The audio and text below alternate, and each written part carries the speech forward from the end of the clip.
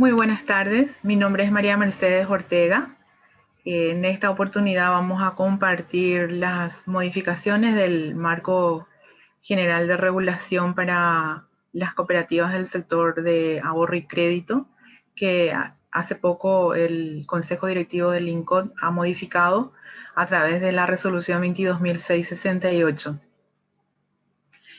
Esta resolución en su alcance establece que se establece el marco de regulación y se deroga o se abroga la resolución 16.847. Siempre es importante explicarles un poco el objetivo de por qué hablamos de una derogación cuando se modifican varios numerales del marco de regulación. Es más bien para ayudarles un poco también a que se pueda, muchas veces es mejor hablar de una derogación que modificar tal numeral y después uno muchas veces ya pierde el hilo de qué punto y en qué resolución fueron modificados cada numeral. Por eso es que hablamos un poco de la derogación del marco anterior.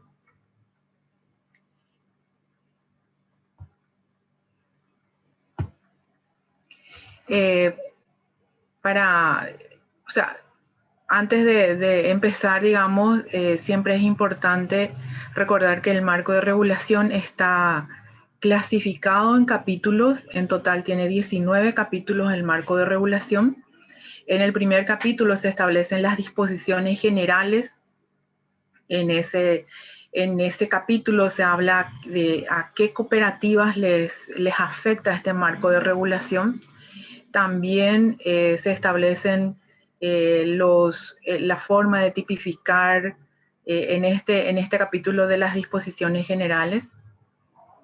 Y acá el primer punto que se modifica en esta resolución es la eliminación de los niveles de supervisión. La resolución 16.847 establecía niveles de supervisión y ahí se establecía que en el primer nivel de supervisión estaban contempladas las cooperativas cuyo activo superan 50.000 millones de guaraníes. En el segundo nivel de supervisión, aquellas cooperativas que tengan activos entre 5.000 y 50.000 millones de guaraníes.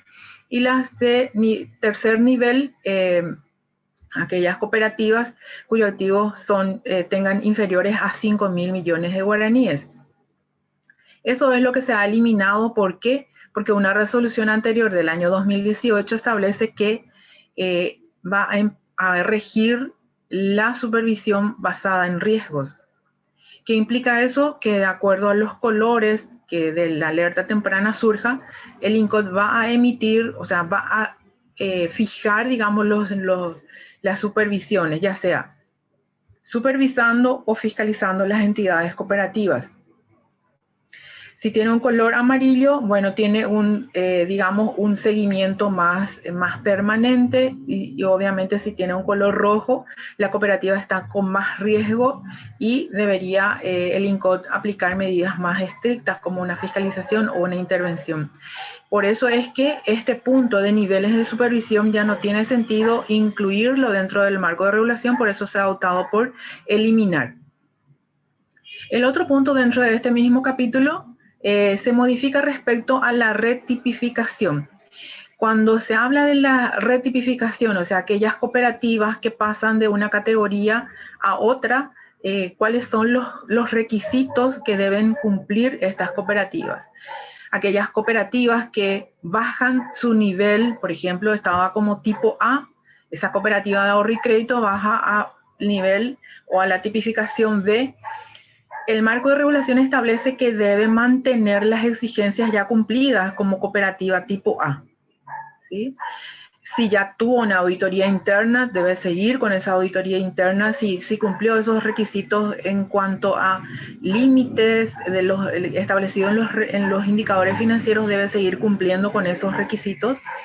Sí se establece que si llega a ser una cooperativa tipo B, va a remitir sus informaciones dentro del plazo establecido para su categoría. Eso es lo que se modifica con relación a la retipificación, y también se habla de aquellas cooperativas que pasan o superan, si pasa de una cooperativa tipo A a tipo de B a A o de C a B, se les da 6 meses para adecuarse a la nueva tipificación que le corresponde. También se establece en este punto respecto a aquellas cooperativas nuevas que son reconocidas por el INCOT, que tienen 12 meses para adecuarse al marco de regulación. En realidad este punto está definido, digamos, en la resolución de tipificación y sectorización de cooperativas, pero necesitábamos incluirlo dentro del marco de regulación de manera a tener en esta parte todo lo que se refiere a la exigencia de cumplir con este marco de regulación. En el capítulo 2 se habla del ámbito operacional, qué actividades pueden realizar las cooperativas. Y por más de que se establecen varias actividades u operaciones que pueden realizar las cooperativas, también se establece que estas entidades, si no están contempladas dentro de ese listado de actividades, las cooperativas pueden solicitar al INCOT la autorización para ejecutar o realizar esas actividades. Pero esa actividad que el INCOT le autoriza le sirve solamente a esa cooperativa que solicita. No es que porque una cooperativa solicita ya es extensible al resto. Entonces, dentro de este capítulo, cuando hablamos del ámbito operacional, también es importante siempre recalcar el alcance de lo que es operaciones básicas permitidas y operaciones adicionales permitidas. Dentro de las operaciones básicas permitidas están contempladas todas las actividades que pueden realizar las cooperativas tipo A, tipo B y tipo C. ¿Sí? Dentro de las operaciones adicionales permitidas, solamente pueden realizarle a las cooperativas tipificadas como A y B. Entonces hay varios incisos que estaban, digamos, limitadas para las cooperativas tipo C. Por ejemplo, se incluye a las cooperativas del tipo C dentro de las operaciones básicas permitidas la posibilidad de que puedan emitir también tarjetas de débito. Otro punto que se modifica se elimina la exigencia para las cooperativas tipo C de contar con el respaldo financiero de otras entidades para habilitar cajeros automáticos. Eso ya dependerá también de las posibilidades económicas de cada cooperativa, siempre manejando los riesgos de que implica habilitar un cajero automático para las cooperativas tipo C. Se contemplan las cooperativas del tipo C para descontar, comprar y vender pagares y demás instrumentos de crédito. Este también, como no estaba contemplado dentro de las operaciones básicas permitidas anteriormente, porque estaba contemplada dentro de lo que es operaciones adicionales permitidas, por eso es que se incluye también dentro de operaciones básicas permitidas. En este punto también se elimina el párrafo que exigía la posición neta en moneda extranjera, porque era un poco complicado el cumplimiento de este punto. Acá lo que exigíamos es que tenía que ser 1, o sea, si captan la cooperativa 100 de ahorros, debía colocar en créditos también en ese monto, de manera que salga 1, ¿verdad?, el resultado. Eso también se elimina dentro del marco de regulación, quedando vigente la exigencia de destinar 50% del resultado o del excedente que surgiera de esa operación en moneda extranjera, que debe destinarse a un fondo de reserva, de manera que si el próximo año la cooperativa tiene un resultado negativo por diferencia de cambio, pueda afectar a ese fondo y no a resultado. Eso permanece igual, digamos, eso no se ha cambiado. En cuanto a prohibiciones generales a las cooperativas, en el inciso A se aclara en realidad cuando se menciona que no se podrá remunerar o gratificar a socios o dirigentes, y o cónyuges y o sus parientes en segundo grado de consanguinidad y primero de afinidad, dice, por lograr la captación de recursos. y se aclara que toda vez que tales personas no sean trabajadores encargados de captar tales recursos, o sea, es un pariente es un pariente de un dirigente que trabaja en la cooperativa y que su función justamente es, por ejemplo, está dentro del área de ahorros y su función justamente es captar recursos. Entonces se aclara que a esas personas no les afecta esta prohibición.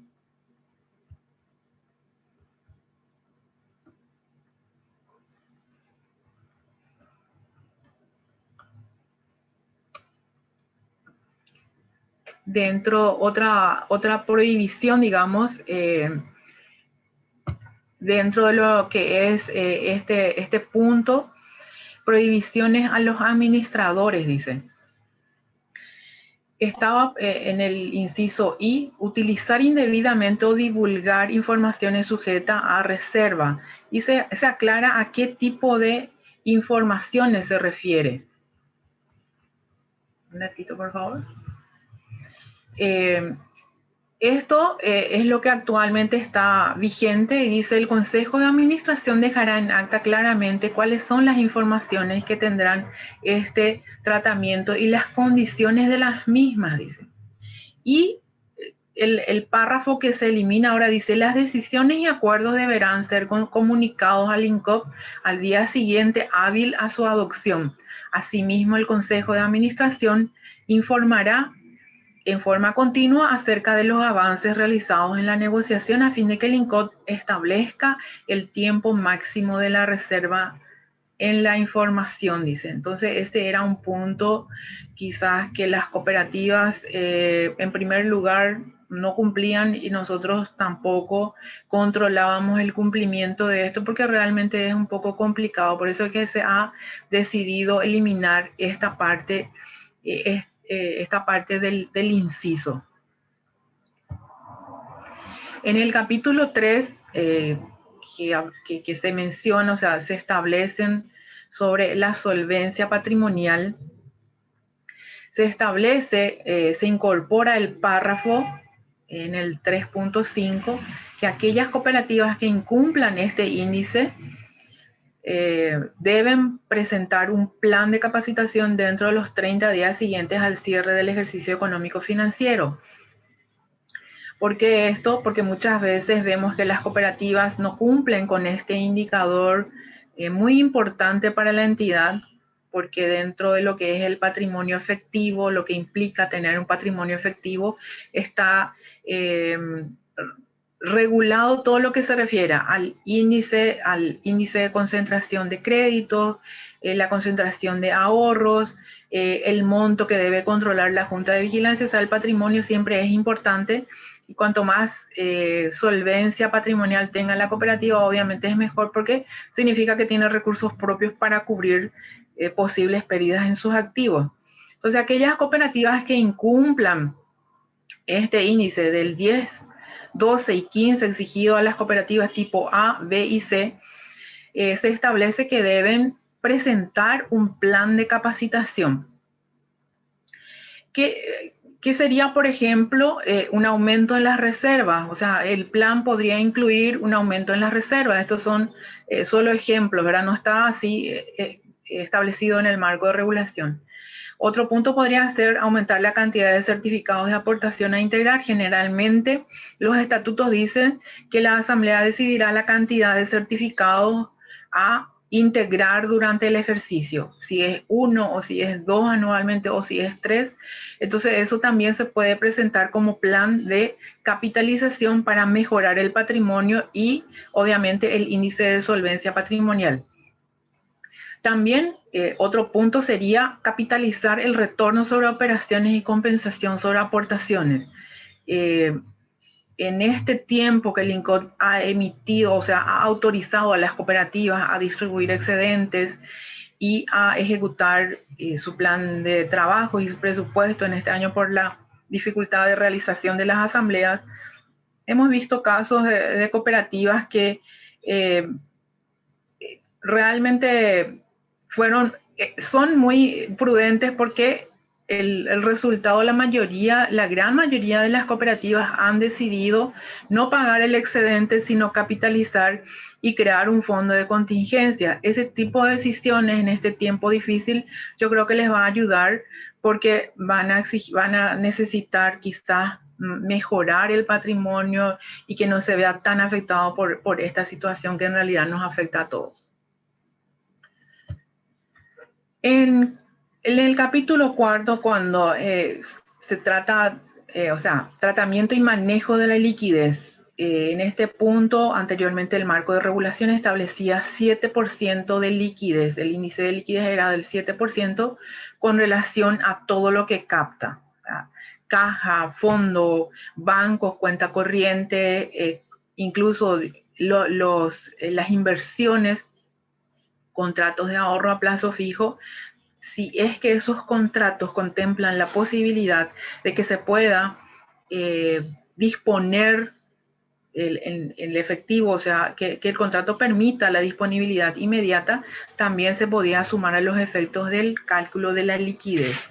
Y eso con relación a las captaciones totales, ahorros a la vista y a plazo, es lo que se establecía que mínimo tenían que tener de liquidez o de índice de liquidez 7%. Eso se reduce al 5%. En el entendimiento y la justificación de que mantener 7% de liquidez muchas veces podría generar una especie de costo financiero muy alto porque no está pudiendo colocar y el costo financiero de mantener la cartera de ahorros implica mucho dinero para la entidad, por eso es que se ha bajado del 7 al 5, se ha decidido bajar del 7 al 5% el índice de liquidez. Otro punto, dentro de este capítulo, el 4.3, se aumenta el porcentaje máximo de concentración de depósitos en las entidades bancarias o cooperativas. Anteriormente se establecía que hasta el 35% de las disponibilidades podían depositarse en una entidad bancaria o cooperativa y hasta el 50%, eso es para las tipo A, y hasta el 50% para las cooperativas tipo B y C. O cuando estas depositaran en una entidad, en una central cooperativa o en bancos de propiedad cooperativa, se podía depositar hasta el 50%. Eso es lo que se aumenta del 50 al 60%.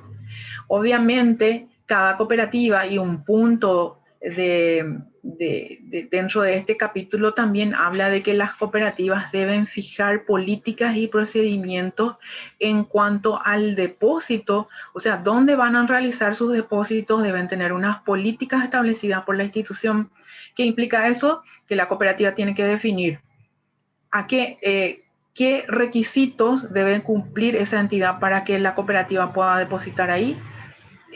Por ejemplo, puede establecer, el INCOP, o sea, el marco de regulación nos permite depositar hasta el 40% de nuestras disponibilidades, pero nosotros adoptamos como política que no vamos a superar en ninguna entidad el 20%, por ejemplo, podría ser una política. Pero en esa política, y también se establece ahí que primero tienen que tener en cuenta la solvencia de la entidad, donde van a depositar sus disponibilidades, y después el rendimiento que pueda generar. En ese orden dice, o sea, primero la solvencia y después el rendimiento que pueda generar esos recursos. Esto es lo que cambia en este punto. En el 4.3 también se establece para todas las cooperativas que al menos el 25% de su liquidez debe ser de disponibilidad inmediata. Este porcentaje debe calcularse sobre el porcentaje mínimo de liquidez obligatorio. ¿Qué implica eso? Que si ese 5% representa, por ejemplo, 500 millones de guaraníes, esa necesidad del índice de liquidez, ese 5%, necesitamos tener líquido el 25% de eso. Es decir, de lo que obligatoriamente tenemos que tener como índice de liquidez, 25% de eso tiene que ser líquido. Caja, ahorros a la vista, cuenta corriente, fondos en la empresa, etc. En el capítulo 5 El capítulo 5 es el capítulo más amplio dentro del marco de regulación de ahorro y crédito porque prácticamente establece todos los aspectos relacionados al crédito, la concesión, quiénes son sujetos de crédito, cómo están clasificados los créditos, las normas y condiciones para conceder créditos, quiénes deben controlar el rol de la Junta de Vigilancia dentro del capítulo 5 de los créditos que debe controlar, de qué manera, qué informaciones debe tener, ¿sí? La función del comité de crédito, el tema de garantías, todo eso se contempla en el capítulo 5, incluso las exigencias para las cooperativas tipo A y B de contar con manuales de crédito y las cooperativas tipo C con reglamentos de crédito. Todos esos aspectos se establecen en el capítulo 5, por eso es el capítulo más largo del marco de regulación. En este punto se elimina el inciso B que hablaba de la clasificación de los créditos en función al otorgamiento en corto y largo plazo. ¿Por qué se elimina? Y decía un poco el marco anterior en su versión anterior, que los créditos serán clasificados de acuerdo a su plazo de otorgamiento en corto y largo plazo. Corto plazo, todos los que vencen a 12 meses y a largo plazo, los que superan 12 meses. Y esto como que se prestaba una confusión en cuanto a la definición en el aspecto contable de qué es corto plazo y qué es largo plazo. Por eso es que se ha optado por eliminar ese punto, independientemente de que cada cooperativa lo siga aplicando, digamos, de manera a conocer cuáles son los créditos que van a vencer a los 12 meses y cuáles son los de más largo plazo. Eso no hay ningún inconveniente de que ustedes puedan clasificarlo dentro a lo interno, pero ya el marco de regulación no les exige esa clasificación.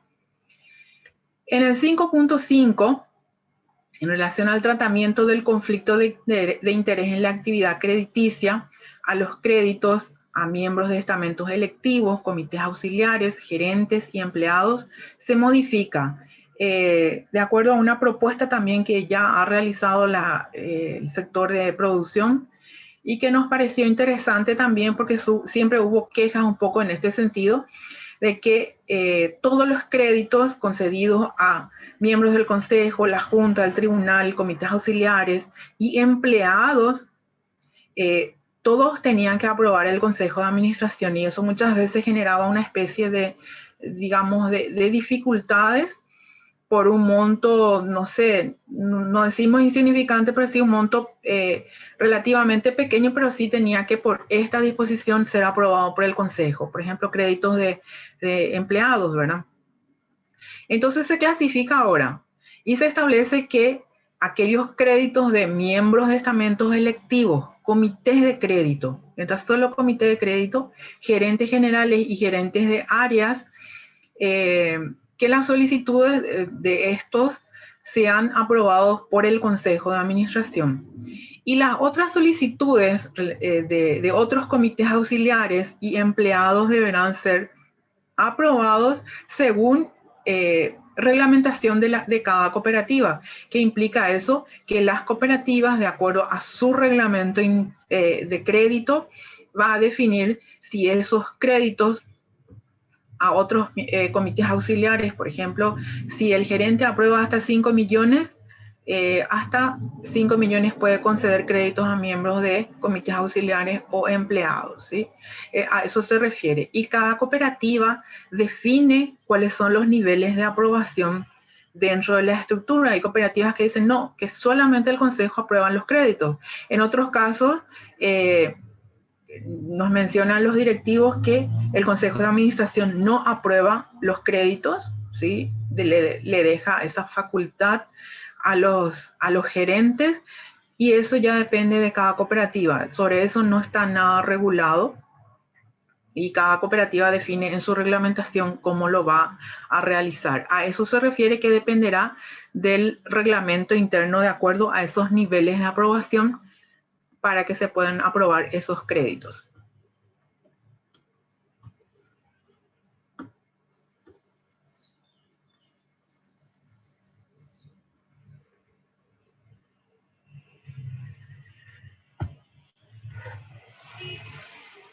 otros puntos modificados dentro del capítulo 5, es el 5.6 respecto al límite de concentración de créditos. Y acá se aumentó bastante el porcentaje. Anteriormente se establecía el 6%, el límite de concentración, que un solo socio puede acceder solo al 6% del patrimonio efectivo en concepto de créditos en todas las modalidades. Y del 8% si es que presenta mayores garantías del socio. O sea, entre 6 y 8 era el límite de concentración de créditos. Eso se ha aumentado del 6 al 15% y del 8 al 20% el límite de concentración de créditos.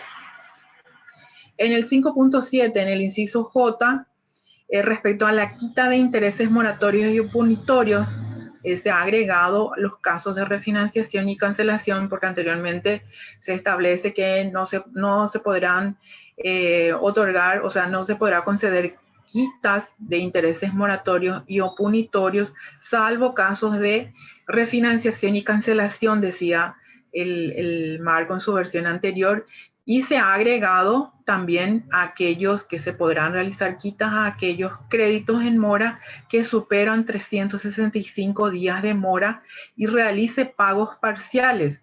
O sea, si hay posibilidades de que el socio o sea, ese crédito ya supera una mora de 365 días y se acerca a la cooperativa y propone realizar pagos parciales a esos créditos, también se les va a poder realizar estas quitas de intereses moratorios y oponitorios. Eso es lo que se agrega en este punto, en este inciso del numeral 5.7. El numeral 5.10, que menciona todo lo que refiere a modificación de términos y condiciones. Modificación de términos y condiciones es prórroga, cuando una cuota el socio no va a poder pagar y solicita prórroga para pagar en otra fecha posterior. Se establece que ese crédito, para que se dé esa prórroga, tiene que estar al día.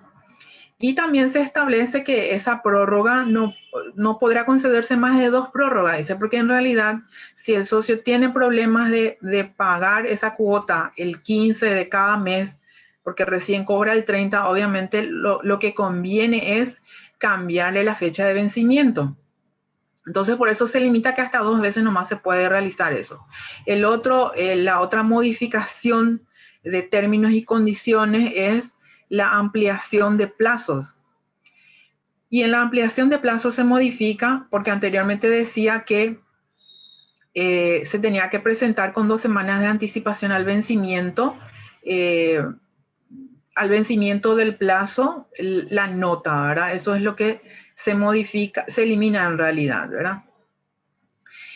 Otra modificación de términos y condiciones es la ampliación de plazos, cuando un socio no puede pagar esa cuota que inicialmente se estableció en 12 cuotas, 12 meses, no puede seguir pagando ese monto y solicita ampliar el plazo. También otra modificación incluida en este numeral de 5.10 es la consolidación de créditos. El socio tiene 3 o 4 créditos y solicita unificar en uno solo y se establece un nuevo plan de pagos. Y la otra, modificación es la refinanciación cuando ya el crédito cayó en mora. Y finalmente lo que es dación en pago, o sea, entrega bienes muebles o inmuebles para cancelar su crédito. Esos son los casos de modificación de términos y condiciones. Por la resolución que ha emitido el INCOT este año también se libera un poco todas estas exigencias por esta situación de la pandemia. Se les establecía a ustedes hasta diciembre del 2020 la posibilidad de, digamos, flexibilizar todo lo que se exige en el marco de regulación.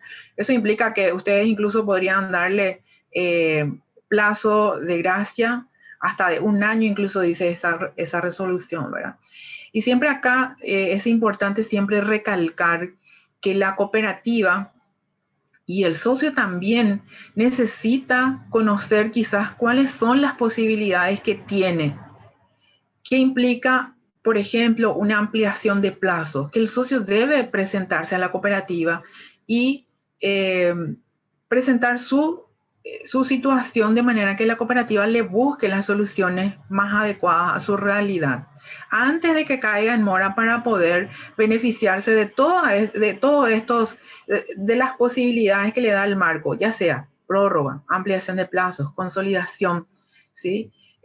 Todo eso implica para la cooperativa también conocer cuáles son las opciones que le podemos dar al socio antes de que caiga en mora, antes de que nos afecte nuestra morosidad, antes de que tengamos que previsionar y antes de que el socio se vaya sin alguna solución. Y sí, cuando ya el socio no tiene posibilidades y cayó en mora, ¿verdad? Ahí sí ya corresponde la refinanciación que también le establece el marco de regulación y que también lo pueden hacer en forma parcial o en forma total. O sea, solamente le podemos refinanciar las cuotas vencidas o le refinanciamos todo el capital. Eso también les permite el marco de regulación.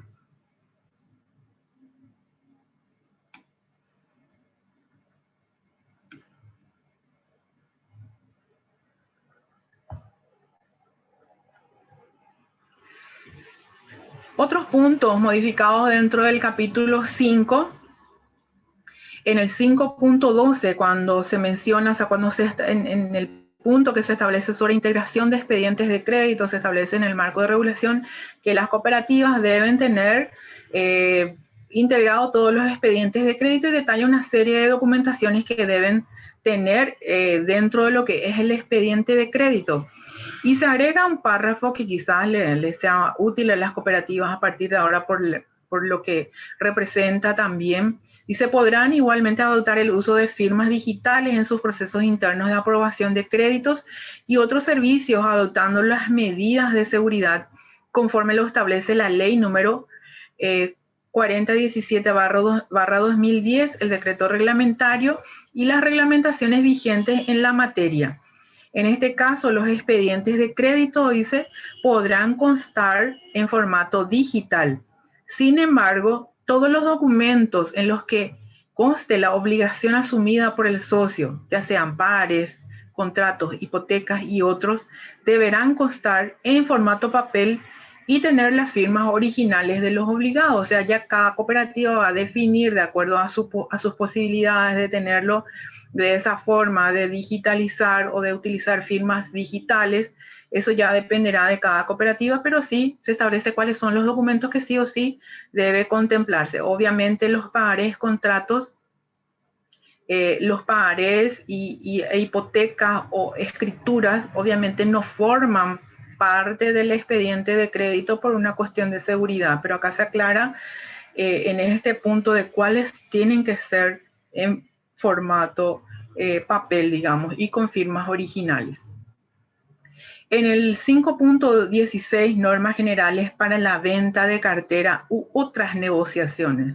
Acá se agregó el término u otras negociaciones. Anteriormente el marco hablaba solamente, o sea, establecía solo normas generales para ventas de cartera. Y se agregó la posibilidad de que antes de proceder a la venta de la cartera desafectada del activo, la cooperativa podrá negociar la recuperación del crédito con la persona que perdió la calidad de socio o sus herederos, siempre que el monto de la negociación sea más favorable que la venta de cartera, la que deberá estar debidamente documentada. ¿Qué implica esto? Que se podrán negociar, que antes no estaba contemplado, se podrán negociar antes de vender la cartera, que ya fue desafectada, que ya fue previsionada al 100%, y que el INCOT en este punto no menciona en el marco de regulación por cuánto puede venderse la cartera, sí se establece que se puede negociar con ese socio, ex socio, digamos, el que ya sea que renunció o se le excluyó, ¿verdad? Se puede realizar ese acuerdo de pago, digamos, con esas personas. Eso es lo que se aclara acá, que para no vender su cartera se puede negociar. Y ahí es donde, y cuando se menciona acá que deberá estar debidamente documentada, significa que en el análisis, digamos, la cooperativa tiene que tener conocimiento, tiene que tener evidencias de que tal entidad le quiso pagar por esa cartera solo el 5%, otra entidad le quiso pagar el 10% y la negociación, digamos, con el socio implica cobro del 20 o del 25%, por eso es que acá se establece que se podrá hacer esos acuerdos de pago, pero se tiene que tener evidencias también de que se analizó y de que es mejor para la cooperativa, o sea, en mejores condiciones que la venta de cartera, pero debidamente documentada.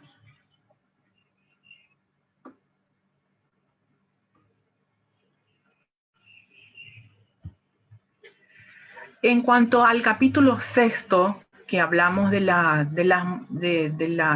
previsiones, ¿sí?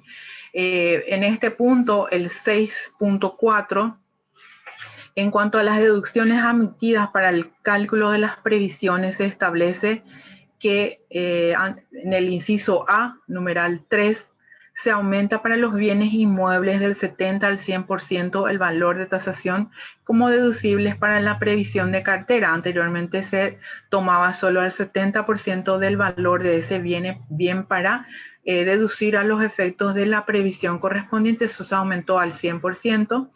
Así también se agregó otro numeral dentro del 6.4, dentro del inciso A, que podrán deducirse a los efectos de la previsión hasta el 100% del monto garantizado de los créditos que cuenten con garantía estatal, FOGAPI u otros, ¿verdad? Esto también se considera hasta el 100%. En realidad este punto no estaba ahí con los nuevos créditos que se otorgó desde este año a través de la AFD. Se incluye también estas garantías que podrán deducirse a los efectos de la previsión de la cartera. En el punto 6.5, cálculo del índice de morosidad, se modifica el periodo de cálculo. Anteriormente, el INCOT publicaba anualmente al cierre del ejercicio, publicaba en el mes de enero o febrero, publicaba cuál es el promedio de tasas del sector de las cooperativas tipo A, tomando la morosidad de las cooperativas tipo A, y publicaba eso para que las cooperativas tengan en cuenta a los efectos del cumplimiento, digamos, de lo que es la morosidad en su cartera, ¿verdad? Y pasa de ser anual a trimestral. ¿Por qué? Porque la cooperativa va a tener informaciones más actualizadas. Por ejemplo, el año pasado cerró al 6.4 el promedio de morosidad del sector y hoy estamos en una morosidad un poco más alta, entonces aquellas cooperativas que les afecta, digamos, este porcentaje, porque dice el marco de regulación, superado el 4 puntos porcentuales, debe aplicar previsiones sobre la cartera aceptable de 1 a 30 días de atraso, debe aplicar 1% de previsión si es que supera 4 puntos porcentuales el promedio de morosidad, y quizás hoy algunas cooperativas podrían estar superando ese porcentaje porque nos quedamos en el tiempo. Si actualizamos a hoy, digamos, al trimestre, al último trimestre, la morosidad, eso obviamente va a subir un poco más de lo que se estableció en el mes de diciembre, y eso le va a ayudar un poquito también a tener un poco más de margen y no aplicar esa previsión a esos efectos. Es que se modifica el cálculo de lo que el INCOT va a presentarle como índice referencial, ¿verdad? De anual a trimestral. En el 6.7, en cuanto a la depuración de cartera, se agrega la restricción de que no se podrán desafectar créditos de socios sin procederse a la exclusión conforme lo estipule el estatuto social. O sea, acá se analizó y se decidió de que no se puede depurar la cartera sin haberle excluido al socio, porque para desafectar cartera nos dice uno de los requisitos que debe estar previsionado al 100%. Si el socio tiene un aporte y eso formaba parte, digamos, del monto a deducir a los efectos de la previsión, y cuando desafectamos y no tocamos, digamos, ese porcentaje, o no exigimos que el socio también, o la cooperativa no hace una previsión sobre ese monto del aporte, obviamente no estamos llegando al 100% de previsiones. Por eso es que para que uno pueda tomar realmente el capital del socio, tuvo que haber perdido tal calidad, ya sea como exclusión o renuncia, por ejemplo, ¿verdad? Si es una renuncia voluntaria del socio. A eso se refiere que no se va, aparte de todos los otros requisitos que ya establecía este punto del marco, se establece que no se podrá depurar cartera de créditos del activo antes de proceder a su exclusión. Y obviamente para excluir, las cooperativas deben considerar el plazo que establece el estatuto social. Cada estatuto social establece el plazo de cuánto es el tiempo de inactividad, ya sea en aportar el capital integrado o en operar con la cooperativa. Eso depende de cada entidad, ese plazo.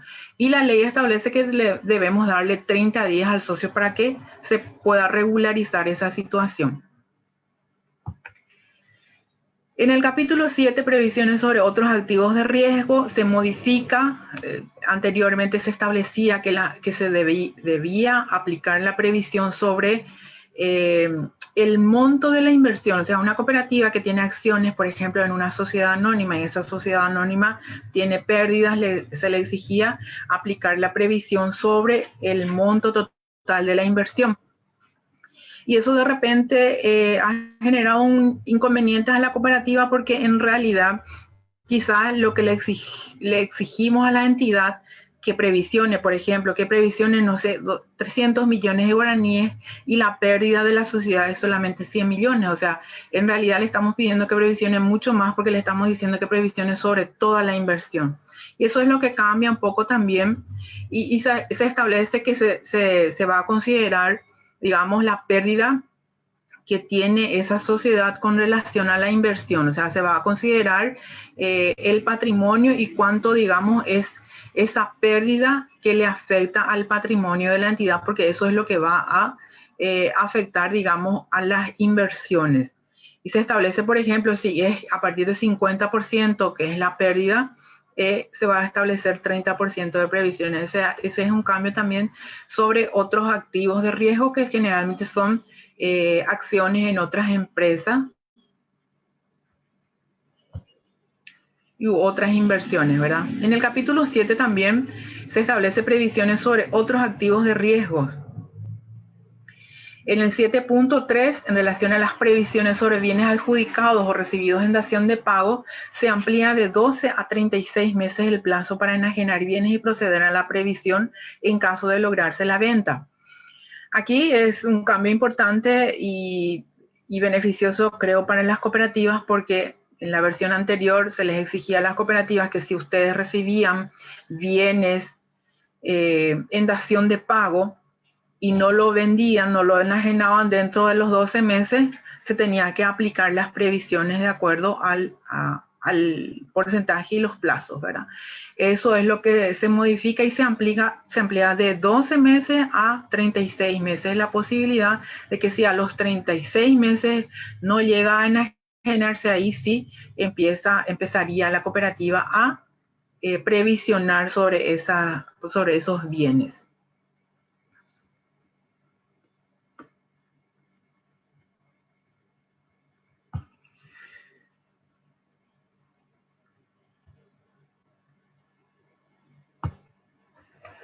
En el capítulo 8, activos improductivos. En el 8.2, en el 8.1 se define qué son activos improductivos, cuáles son los rubros y cuentas que son considerados improductivos.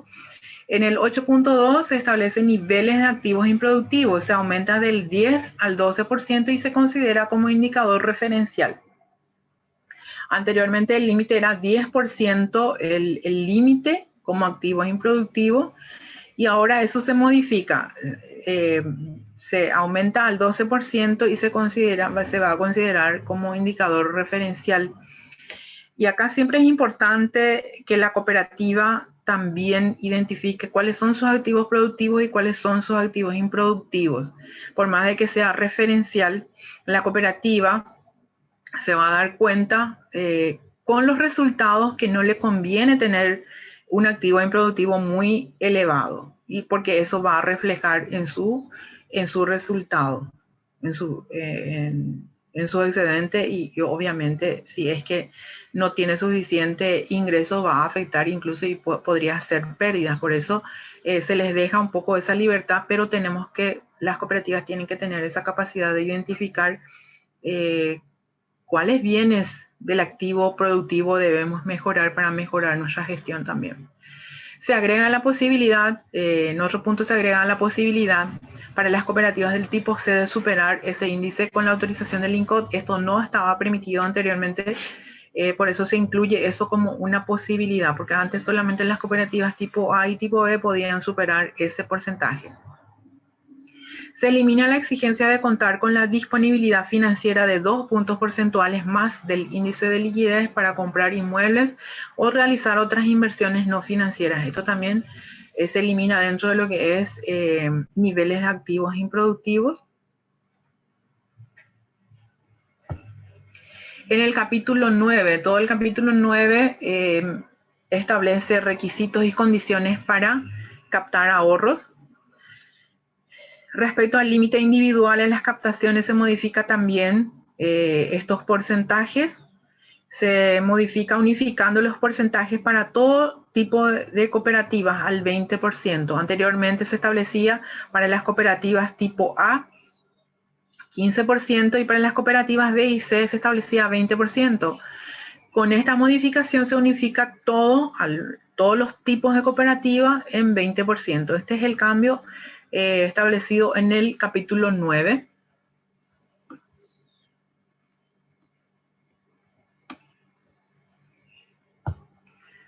En el capítulo 10, normas generales para contratación de crédito externo, se elimina el límite para la contratación del crédito externo. El marco en la versión anterior establecía que la cooperativa no podía contratar crédito externo por más del 30% de su activo. Se considera dentro de los indicadores financieros el límite general de financiamiento de activo total con relación al crédito externo y la captación de ahorros máximo 80%. O sea, se elimina solo el requisito de límites para crédito externo. Y se considera, digamos, créditos externos más ahorro hasta el 80%, máximo 80%. O sea, ¿cómo vamos a financiar nuestro activo? Podemos financiar al 70% con captación de ahorros y 10% de crédito externo, o 70% de créditos externos y 10% de ahorros, porque cada cooperativa es diferente. Hay cooperativas que no tienen capacidad, sus socios quizás no tengan la capacidad financiera de ahorrar, entonces la cooperativa no tiene otra más que acceder a créditos externos para cumplir con su objetivo de conceder créditos y otros servicios que precisa la entidad. Por eso es que se establece, digamos, no solamente crédito externo, sino la suma de captación más crédito externo hasta el 80%. En el capítulo 11, normas y límites de gastos, se modifica respecto al cálculo de los gastos de gobernabilidad. Anteriormente los gastos de gobernabilidad se establecían con relación al egreso total, o sea, los costos y gastos operativos totales, decía, ¿verdad?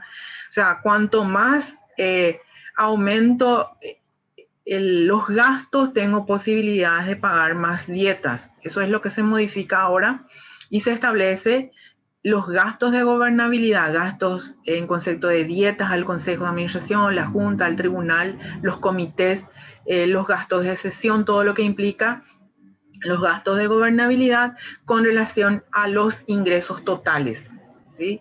Siempre y cuando el resultado sea positivo. O sea, hay una condición otra vez ahí, que siempre y cuando la cooperativa tenga resultado positivo va a pagar dietas a sus directivos. Y esto, ¿por qué? Porque en realidad incluso a las cooperativas que están iniciando sus operaciones, o sea, las cooperativas recién reconocidas del INCOP, no le autoriza a pagar dietas, ¿sí? Tenemos que esperar que esa cooperativa se fortalezca y después de 2 o 3 años recién el INCOT le autoriza a pagar dietas, y obviamente aquellas cooperativas que tienen pérdidas no pueden estar pagando dietas. Hay que mejorar los ingresos para poder cobrar esas dietas. A eso se refiere, y ese es el cambio con relación a gastos de gobernabilidad. Y se establece los porcentajes 7, 10 y 12% para cada tipo de cooperativas, el porcentaje máximo de gastos de gobernabilidad. En el capítulo 12, aspectos administrativos y contables, respecto a la habilitación de agencias y sucursales, se eliminan los requisitos del marco de regulación y se aclara que se emitirá una reglamentación para unificar con otras disposiciones que contempla otras exigencias. Eliminamos del marco de regulación aquellos requisitos que establecían, por ejemplo, que las cooperativas debían cumplir con todos los indicadores financieros, y eso generalmente es un problema porque la cooperativa justamente solicita la habilitación de una agencia o sucursal para mejorar esos indicadores. Entonces, estamos analizando de cómo, digamos, establecer y en una sola reglamentación todo el aspecto relacionado a agencias y sucursales. No es que se elimina y no van a cumplir más. Vamos a ver de esos requisitos que se establecía en el marco anterior, que podemos incluir con la otra disposición que habla también, que regula también sobre agencias y sucursales. En cuanto al régimen informático, se eliminan las exigencias y se aclara que el INCOT emitirá resolución adicional respecto a los niveles de seguridad de tecnología e información que deberán contar las cooperativas. Se elimina porque primero son varios puntos que quizás las cooperativas y nosotros no tenemos esa capacidad, o quedó en el tiempo de lo que se establecía en esos puntos, y lo que queremos es regular adecuadamente y por sobre todas las cosas con relación a la seguridad tecnológica y a la seguridad de la información, cómo tienen resguardadas las informaciones las cooperativas. Sobre eso es lo que tenemos que cuidar mucho. Por eso es que se elimina y se aclara que se va a reglamentar oportunamente sobre este punto en particular. Dentro de informes y reportes se modifican notas a los estados contables que actualmente las cooperativas tipo A y B, que superan activos superiores a 30.000 millones de guaraníes, debían también presentar notas a los estados contables con balance general, cuadro de resultados y las otras documentaciones, y las del tipo C deberían presentar en forma anual, ¿verdad? Eso se modifica y se establece que a partir de ahora será trimestral la presentación de notas a los estados contables. Nueva exigencia de presentación del balance y cuadro de resultados de agencias y sucursales tipo A y B. Se exige que sea semestral la presentación, y las de tipo C en forma anual. Y estamos hablando acá de balance y cuadro de resultados. La cooperativa tiene que identificar desde su primera cuenta del balance general cuánto le corresponde de caja, cuánto le corresponde de fondo, cuánto le corresponde de cuenta corriente, cuánto le corresponde de cada rubro del activo, del pasivo y del patrimonio. No es simplemente un informe de ingresos y egresos. Por eso es que acá se aclara que son documentaciones relacionadas al balance y cuadro de resultados. Si la cooperativa no tiene clasificado desde su plan de cuentas, va a ser imposible contar con esa información apropiadamente. Por eso es que se establece acá la exigencia de que la entidad presente estas informaciones. Se aumenta el plazo para diferir pérdidas a 3 ejercicios consecutivos. Actualmente, el marco de regulación que se ha derogado contemplaba que hasta 2 ejercicios se podía diferir la pérdida y después se tenía que enjugar. Eso es lo que se amplía a 3 años. Y la última resolución que emitió el INCOT, excepcionalmente, en el marco se establece 3 ejercicios consecutivos. Y excepcionalmente por esta situación de la pandemia, la última resolución establece que hasta 4 años se podrá diferir la pérdida. En cuanto al capítulo 13, ratios financieros, los componentes de los ratios financieros están clasificados y estaban clasificados en 4 grupos: ratios de protección, ratios de estructura financiera, ratios de rendimientos y costos, ratios de liquidez, ratios de calidad de activos y otro componente más que era ratios o señales de crecimiento. Todo ese, digamos, ese componente se ha eliminado dentro del marco. Y se modifican varios indicadores financieros. El R4, participación de cartera, disminuye la exigencia del 70% al 60%. Anteriormente se exigía que la participación de cartera dentro del activo total tenía que ser como mínimo 70% y eso disminuye a 60%. En el ratio 5, financiamiento de activos con endeudamiento, captación de ahorros más crédito externo, es lo que mencionábamos allá en el punto anterior, que se suma lo que es endeudamiento externo con ahorros y el máximo total tiene que ser 80%. La financiación de activos con endeudamiento y con ahorros. Financiamiento de activos con patrimonio total se establece 20% de cumplimiento obligatorio. Anteriormente era referencial entre 20 y 40. Al establecerse 80% que debemos fondearnos con que podemos fondearnos con captación de ahorros y con crédito externo, la diferencia tiene que ser con patrimonio. Eso es lo que se establece acá al definirlo obligatoriamente, que tiene que ser hasta 20%, ¿verdad? O sea, 20% de patrimonio. Obviamente si es más, digamos, el financiamiento con endeudamiento va a ser menos. El otro punto es margen de intermediación por actividades de ahorro y crédito. Se establece que debe ser mayor que 1 siempre que el resultado sea positivo. Gastos operativos en función de ingresos se establece que deben ser menor a 92% siempre que el resultado sea positivo y anteriormente era menor a 88%. En el R9 se establece el índice de gastos administrativos, se establece que debe ser mayor a 10%. Anterior era un índice de gastos operativos, debe ser menor a 15%. Eso es lo que se modifica dentro de los indicadores financieros, los cambios, digamos, y se han eliminado los indicadores que hacían a la exigencia de participación de disponibilidades, financiamiento de activos con crédito externo que se unificó con captaciones, financiamiento de activos con aportaciones, financiamiento de carteras de crédito, costo financiero de captaciones, ratios de crecimiento de activos, ratios de crecimiento de cartera bruta, ratios de crecimiento de captaciones y ratios de crecimiento de socios. Estos indicadores fueron eliminados. En el capítulo 15, idoneidad y capacitación para directivos y gerentes, se modifican requisitos para nombrar gerentes para las del tipo A y B, que anteriormente establecía que para ser nombrado gerente tenía que ser profesional en el área de contabilidad, economía, administración, y ahora se eliminó esas ramas, esas profesiones en sí, sino se exige que sea profesional universitario.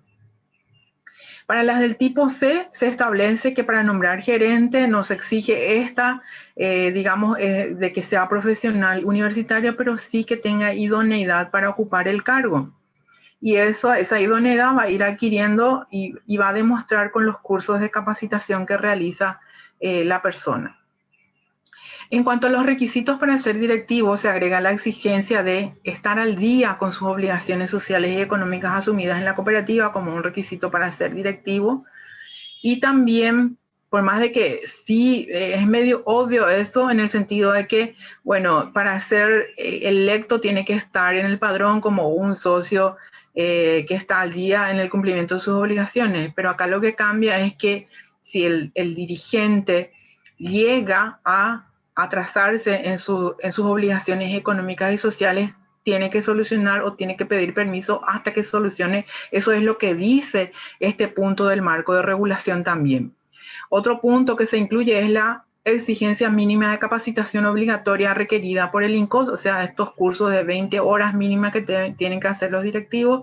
Eso es lo que se establece acá digamos, también como parte de los requisitos para ser directivo, y se elimina el requisito que contemplaba el marco de regulación de que no tenía que estar imputado o acusado por delitos cometidos contra el patrimonio de una cooperativa. O sea, ese inciso se ha eliminado también dentro de los requisitos para ser directivo.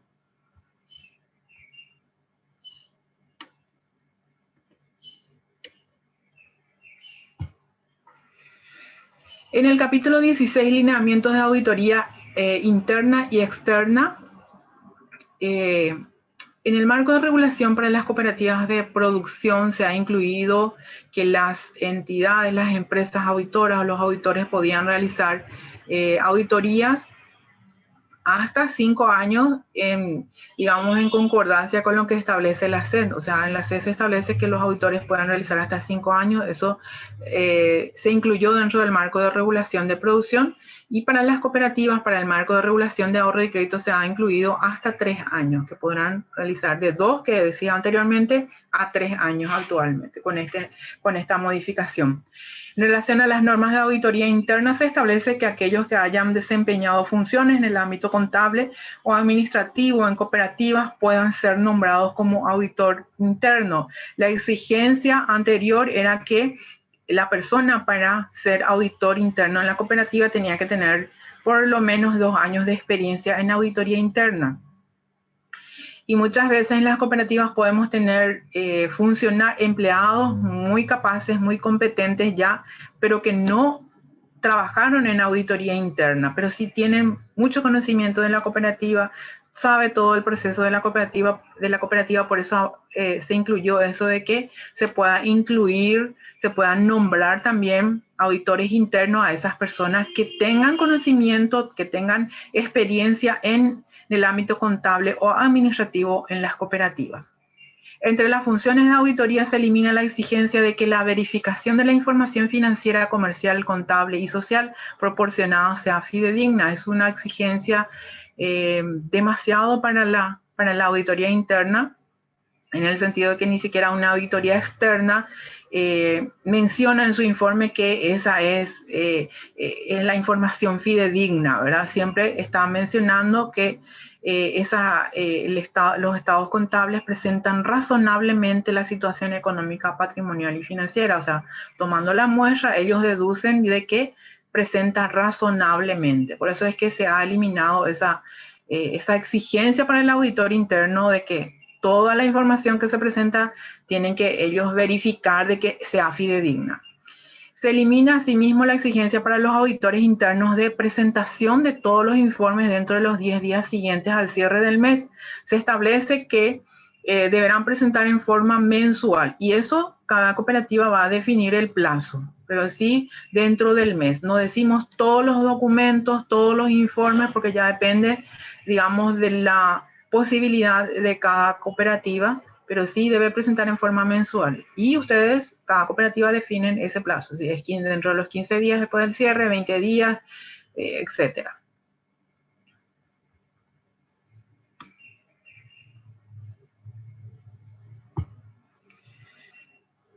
Y en el capítulo 19, el último capítulo, los otros capítulos no fueron modificados, se determina la vigencia a partir del día siguiente de su publicación en la página web del Instituto Nacional de Cooperativismo.